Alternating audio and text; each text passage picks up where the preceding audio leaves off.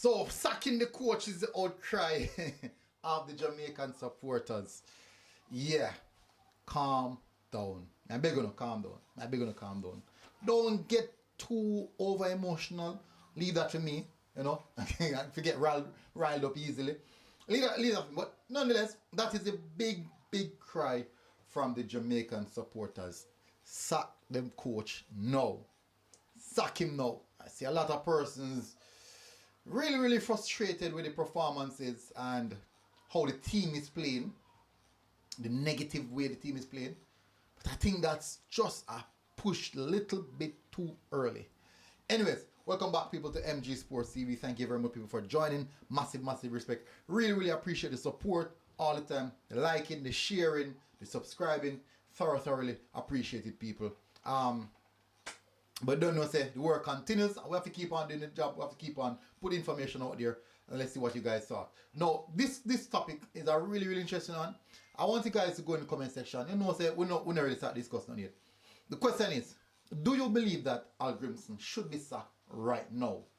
Now, I'm going to give you reason for sacking. I'm also going to give you reason not to sack him, and the circumstances surrounding both reasoning. Let me see, wishing them me start one first. In the mini mini more catch up it by the toe if I ever let him go. Let me go first with the reason for sacking him. Reason for sacking him. Alright, so one reason for let's start off with the reasoning. Alright. I think the biggest reason is just his the mentality that he brings forward. I think a lot of persons are saying he's too negative. Too negative in his approach, not just too negative, or over glorify some of the opponents, whilst kind of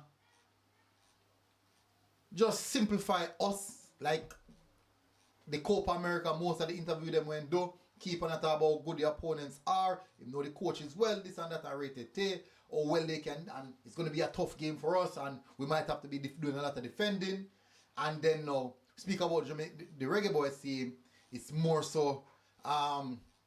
What we're not gonna do, we're not gonna play like that. If like that's if we consider early goal, we're gonna struggle to get back a goal. And all these things, and people generally football supporters don't like to hear these things because it sounds defeat us, like you already lose before you go out there.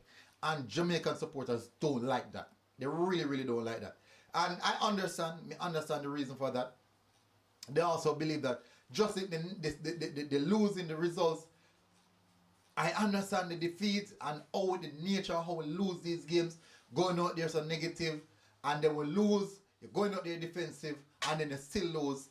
And the one time we see the team attack, even though we lose, we look like we could have dominated, and we look like we could have done something. And the question is, if we can do that, why can't, if you couldn't just for a half, like the Ecuador second half, why can't we play like that on a more regular basis? So these are some of the reasons why the people are calling for the coach's head. Just the bad results, just the things that he's saying, and the mentality part of it. And you have to also consider how does the players in the team react to when the coach speak like that. So these are things, and these are actually valid reason to call for a sacking. Valid reason.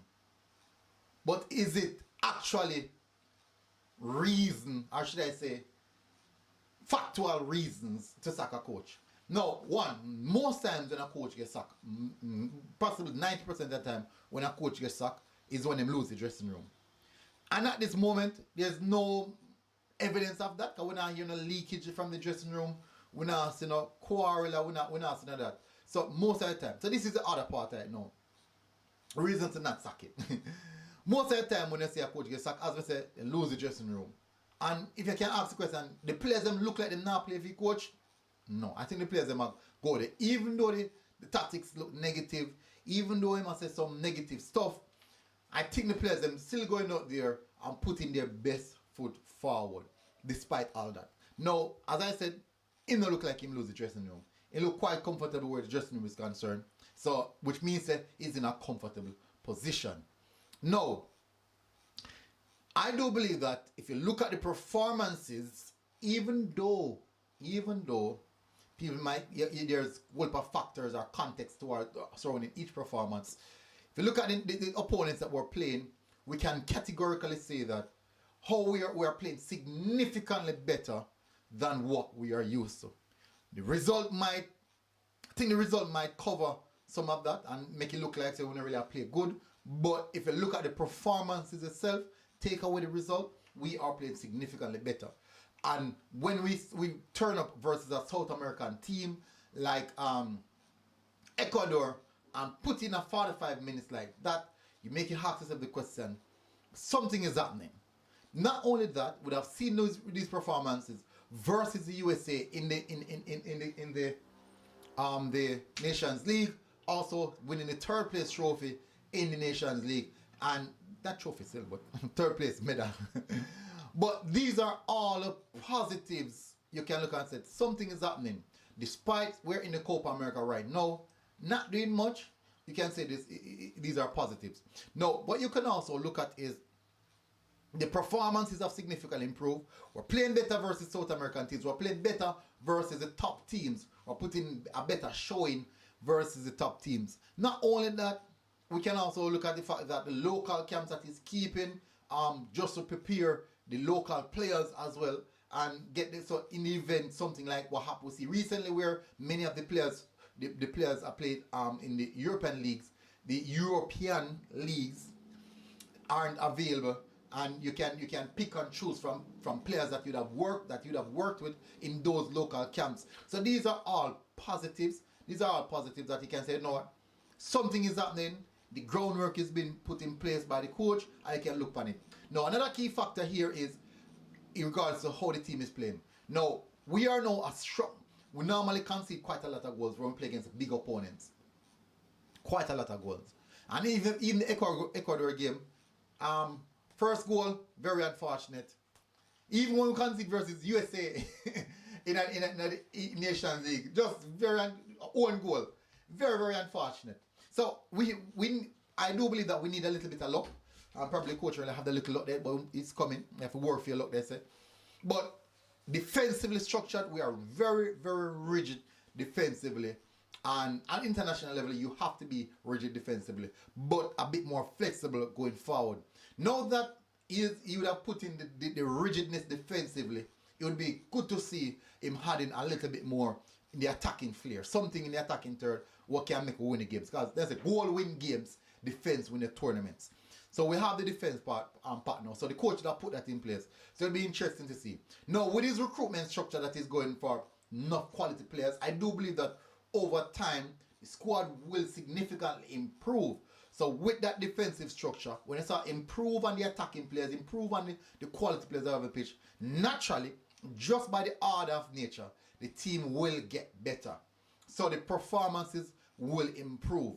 Now, it don't necessarily mean that you will move away from the negative or the defensive tactics or the defensive approach in games, but at least the team will perform a little bit better, because there's a lot of complaint about passing. We're not seeing enough pass, the team not making enough pass, and all these factors. But I do believe that with more quality consistently coming in the team will gradually improve over the time. Now, I know people are going to say, boy, either it depends on which side they're upon. If you're upon the side of say, boy, I want him to get sacked, all the reasons why all of the reasons me just give you guys for him not being sacked, you're not going to say a foolishness. And all the persons them who want him to be sacked, who don't want him to be sacked, all the reasons I give to you guys saying that these are reasons for him to be sacked, people are going to say a foolishness. So I expect to see in the comment section a split between the support base where that is concerned. For those who want him to get sacked and those who don't want him to get sacked, you will see that particular split. So what I did, I give you both sides. A side in which the negative side where people want him to get sacked, and the positive side where him actually do some work, do some positive work, definitely. For me personally, I don't think sacking is an option right now. I don't think that. I think he's doing a fairly decent job with what he has to have at hand right now.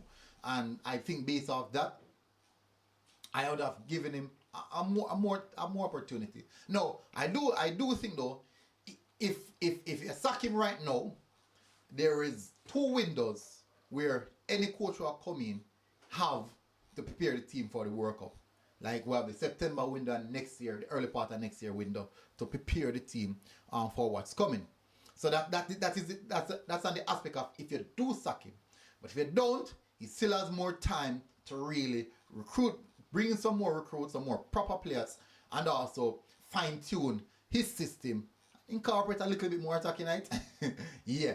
So, in my view, sacking him right now, for me personally, he don't lose the dressing room, and until he lose the dressing room, then me gonna have a problem. And the performances, yes, up 100, but we are gradually growing. So for me, sacking, no. For me, that's my personal opinion. And I can be wrong. I can most definitely be wrong on that one. Tell us what you think in the comment section, people. Smash like button, hit subscribe button. And this one is actually an interesting talking topic. But big up on yourself, people. Smash the like button. I'll see you guys again. Until next time, like, share, subscribe. Link in the comment section. You can buy us a coffee if you can. No problem if you can't. See you guys again. Until next time, MG Sports TV. Have a wonderful night. God bless. We're out. Boom.